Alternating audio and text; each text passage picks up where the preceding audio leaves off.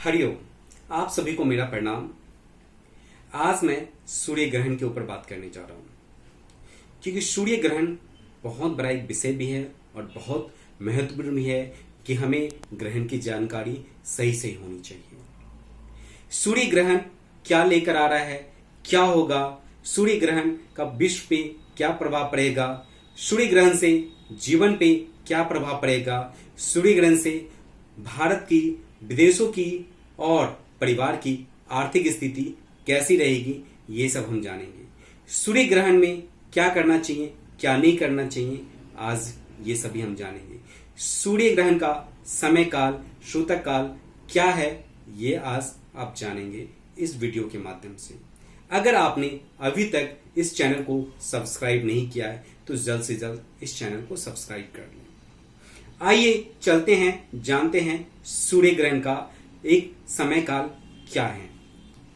सूर्य ग्रहण का समय काल 9:15 से लेके दोपहर के 3:04 तक का है, जो 6 घंटे का है और ये बहुत बड़ा एक समय होता है ग्रहण काल के लिए। सूर्य का जीवन पे बहुत बड़ा प्रभाव है, सूर्य का परिवार पे बहुत बड़ा प्रभाव होता है। इसलिए कहते हैं कि सूर्य का अच्छा होना बहुत जरूरी है। तो सूर्य का आपने देखा, सूर्य ग्रहण का समय काल क्या है। अब सूतक काल कब लगेगा ये हम जानते हैं। सूर्य ग्रहण के लगने से 12 घंटे पहले सूतक काल लग जाता है, जो आज रात्रि 9:15 से प्रारंभ हो जाएगा, शुरू हो जाएगा। अब सूतक काल में और ग्रहण काल में क्या करना चाहिए, क्या नहीं करना चाहिए, ये जानते हैं। आज रात्रि जो सूतक काल 9:15 पर लग रहा है, उससे पहले हम सभी को भोजन कर लेना चाहिए। रात्रि में कोई भी भोजन ना बच पाए, जिसका प्रयोग हम सुबह करें।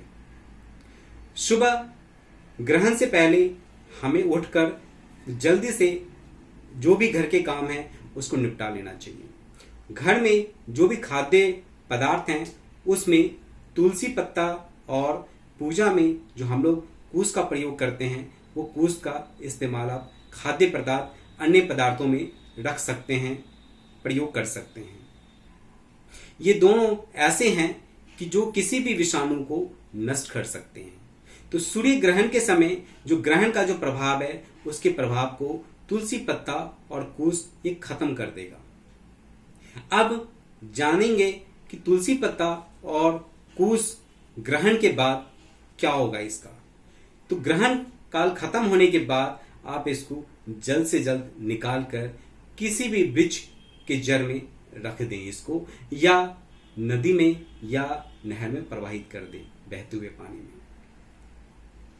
अब चलते हैं सूर्य ग्रहण की विशेषता और जीवन पे क्या प्रभाव डालेगा। जैसे मैंने बताया और ज्योतिषों के हिसाब से जीवन में सूर्य ग्रहण का बहुत बड़ा रोल होता है कि जिनके सूर्य कमजोर हैं वो इस काल में अपने सूर्य को मजबूत कर सकते हैं, अच्छा कर सकते हैं। और वो कैसे, आज हम जानते हैं।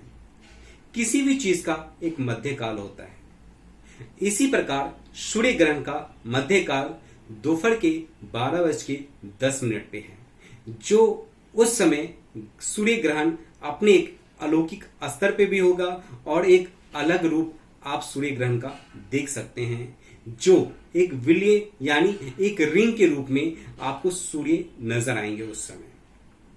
इस समय, इस मध्य काल में आप अपने आप को स्वच्छ करके, स्नान करके, स्वच्छ विचारधारा के साथ में आप पूजा अर्चना करें, सूर्य मंत्रों का जाप करें।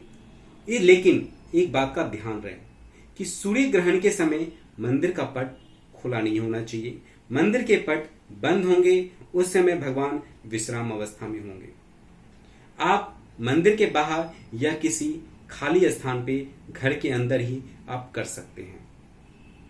साथ ही बच्चे, बुजुर्ग और खासकर गर्भवती महिलाओं को घर से बाहर बिल्कुल नहीं निकलना है और नहीं निकलना चाहिए। गर्भवती महिला जो हैं उनको कोई भी काम इस समय ना करें, वो अपने आप को कमरे के अंदर शांतिपूर्वक बैठ के अपनी पूजा ध्यान या मंत्रों का उच्चारण करते रहें। बच्चों और बुजुर्ग या कोई बीमार व्यक्ति हैं, उनके लिए कोई प्रतिबंध नहीं है, वो पानी पी सकते हैं, शौचालय जा सकते हैं। लेकिन इस समय जो स्वस्थ हैं परिवार के और सदस्य, उनके लिए खासकर वो पानी ग्रहण ना करें या किसी पदार्थ का भोजन के रूप में इस्तेमाल ना करें। अब हम जानते हैं इस विश्व के लिए सूर्य ग्रहण कैसा रहेगा। सूर्य ग्रहण पूरे विश्व के लिए एक विध्वंसकारी के रूप में, यानी त्राही प्रलय का एक रूप लेकर आ रही है। इस समय पूरे विश्व को शांतिपूर्वक आपस भाईचारा की तरह रहना चाहिए। अगर उन्होंने गलती की तो उसका रूप वो देख सकते हैं। खासकर जो विकसित देश हैं, उनके लिए खासकर ध्यानपूर्वक सुनने समझने की जरूरत है कि वो अपने प्रजा का, अपने देश का ध्यान रखें, किसी दूसरे देश पे नजर ना डालें। और अभी जिस प्रकार से भारत और चाइना का रूप देख रहे हैं, खासकर चाइना के लिए यह समय बहुत ही विनाशकारी हो सकता है अगर उन्होंने अपने ऊपर संयम नहीं बरता तो। चाइना पूरे खंडित होने के कगार पे आ जाएगी, क्योंकि जब सूर्य ग्रहण का, या जैसे हम शिव जी का हम कैसे हैं कि उनका त्रिनेत्र जब खुलता है तो भस्म हो जाता है, खंडित हो जाता है, उसी प्रकार चाइना का समय बहुत ही खराब है। इस ग्रहण से और भी ज्यादा खराब हो जाएगा। वो चारों तरफ से घिर जाएगा, उसको बचने का कोई रास्ता नहीं मिलेगा और बिखर जाएगा। तो भारत ही नहीं, वो किसी भी देश के प्रति अच्छे विचारधाराओं के साथ अपने देश का संचालन करें। अब चलते हैं अर्थव्यवस्था।